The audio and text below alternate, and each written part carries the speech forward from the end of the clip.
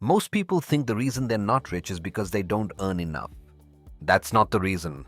The reason is something nobody talks about. And by the end of this video, you'll see it so clearly you won't be able to unsee it. But first, let me tell you about a guy named Marcus.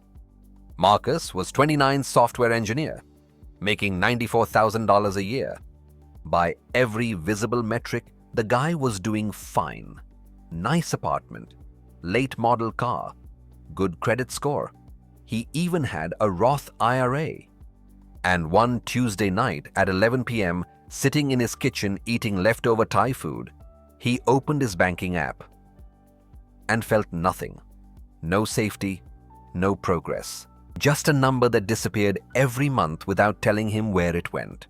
That night, Marcus asked himself a question that will change your life if you let it. Am I building wealth? Or am I just maintaining a lifestyle? Here's the brutal truth. Most people in their late 20s and early 30s are living inside a financial system that feels responsible but is actually designed to keep them exactly where they are. And I want to show you the 5 things nobody tells you about money until it's almost too late. The first thing is what I call the income illusion. And this one is going to sting a little. You've been trained by school, by your parents, by every LinkedIn post you've ever scrolled, to believe that a higher salary is the path to wealth. Get promoted, get a raise, negotiate harder. And look, more income is never bad. But here's what the data actually shows. In The Millionaire Next Door, Thomas Stanley spent decades studying genuinely wealthy Americans. And what he found was that most of them were not earning extraordinary incomes. They were ordinary earners with extraordinary savings rates. Meanwhile, a massive percentage of people earning $200,000 a year were technically living paycheck to paycheck. The income went up. The lifestyle went up with it. Dollar for dollar. Every single time. There's a name for this in behavioral economics. It's called lifestyle inflation. And the dangerous thing about it is that it doesn't feel like a mistake while you're doing it. It feels like success.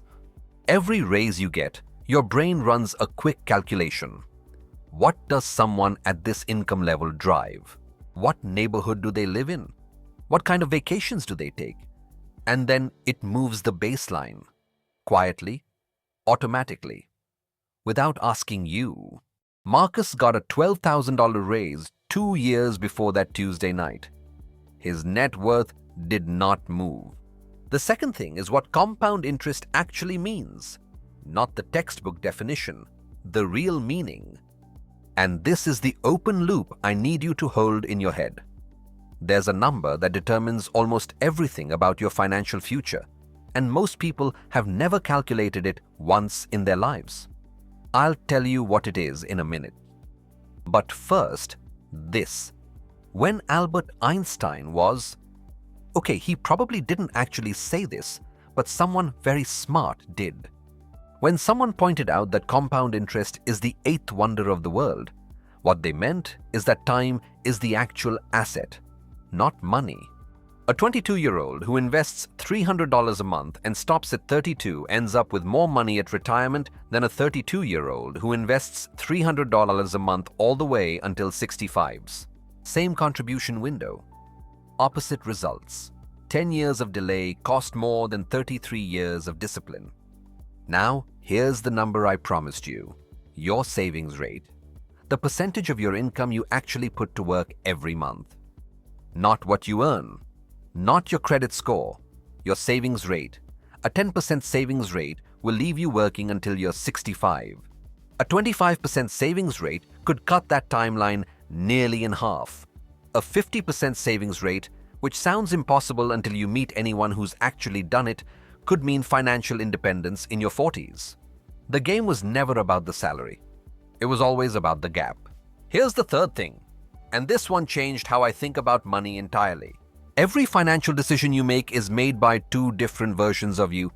There's the version that sits down on a Sunday and writes a budget and feels very responsible and in control. And then there's the version of you at 7 p.m. on a Friday who is tired and stressed and just wants to order the good sushi and buy the thing on Amazon and not think about it.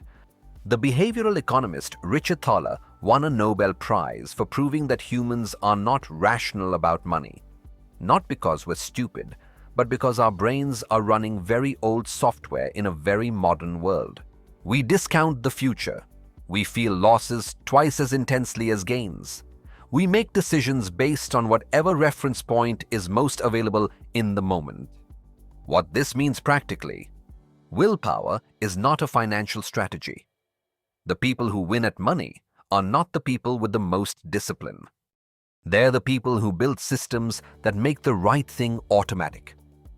The direct deposit that goes to savings before they can spend it. The investment account that auto-contributes every month. The credit card they left at home, not cut up, just left at home. Marcus didn't fix his money by learning more about investing. He fixed it by automating $800 a month before he ever saw it. The fourth thing is the one that most personal finance content is too afraid to say. Your social circle is your financial ceiling. Not because your friends are bad people, but because humans are deeply, structurally wired to match the spending behavior of the people closest to them. James Clear writes about this in Atomic Habits. We don't just adopt the habits of our friends, we adopt their identities. And in America, in your 30s, in almost every social circle, spending is identity. The group that goes to the expensive dinner. The guys who always have the newest car. The friends who do the big annual trip to Cabo. The colleagues who casually mention the wine subscription and the home renovation and the season tickets. Nobody is trying to pressure you. Nobody even notices they're doing it, but you feel it every single time. That quiet pull toward the lifestyle that matches the room. The people who build real wealth either find a way to stay in those rooms without playing the game, which takes a particular kind of psychological strength, or they build a second social layer. People who talk about investment properties over dinner instead of which restaurant they're going to next. Proximity to the right ideas changes everything. Now here's the pivot, the thing I didn't expect. All of this, the savings rate, the automation, the social dynamics, it's actually not the hardest part. The hardest part is something Morgan Housel captures better than anyone in the psychology of money. He calls it staying wealthy.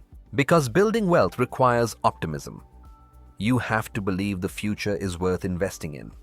But keeping wealth requires paranoia. You have to be terrified of the thing that wipes it out. The people who lose everything are almost never the ones who didn't know how to grow money. They're the ones who took too much risk when things were good. They leveraged up. They concentrated everything in one bet. They confused a bull market with intelligence. The boring truth about financial security is that it's built on surviving, not winning. The investor who earns 10% consistently for 40 years annihilates the investor who earns 25% for 5 years and then loses 60% in one bad decision. It's not even close. Marcus isn't rich yet. He's 31. But for the first time in his life, his net worth is moving, slowly, consistently, in the right direction. And he told me something recently that I keep thinking about. He said, that's the reality check. Not a hack, not a hot stock tip, not a morning routine that unlocks abundance. Just the uncomfortable math of time, behavior, and consistency. Played long enough that it becomes undeniable. You know what to do. The question has never been knowledge. The question is whether you're willing to close the gap between what you understand and how you actually live. If this hit differently than the usual money content, share it with one person who needs to hear it. That's all. Just one.